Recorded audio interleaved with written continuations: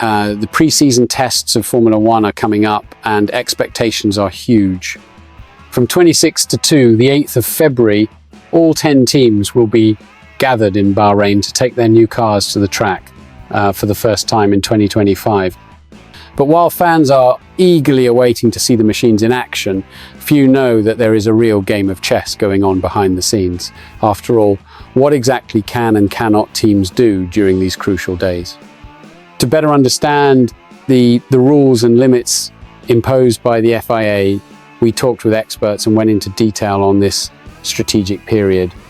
The first point that caught our attention in our interview was the importance of these tests, not only for assessing car performance, but also for collecting data and fine-tuning. It is a period of great learning for teams. They need to ensure that everything is working as expected and at the same time identify where they can improve without compromising the reliability of the car, explained an engineer from one of the grid teams.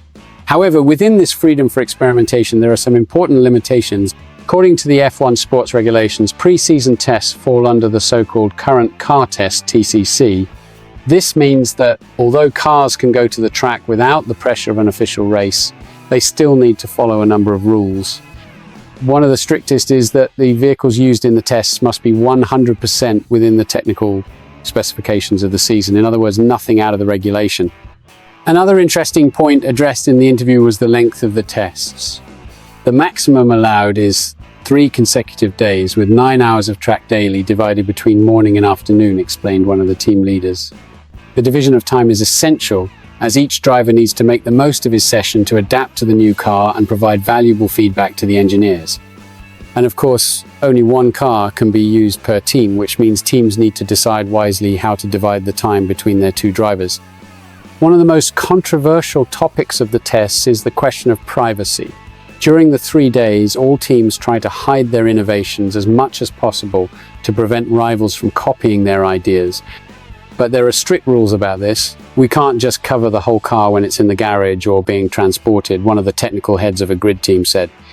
The FIA regulation only allows the use of cloths in specific situations, such as when a car is damaged or when there is a risk of fire by turning it on.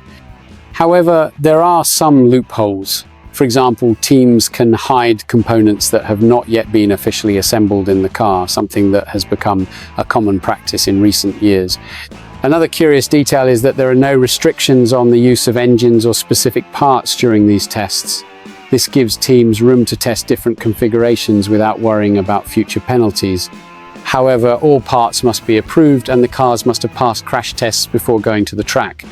In addition, Pirelli provides a limited number of tyres for each team, ensuring that no one has an excessive advantage in this regard. But do you think these rules are fair, or do you believe that teams should have more freedom to test their innovations without so many restrictions? Leave your opinion in the comments and take the opportunity to subscribe to the channel to stay on top of everything that happens in the world of Formula One.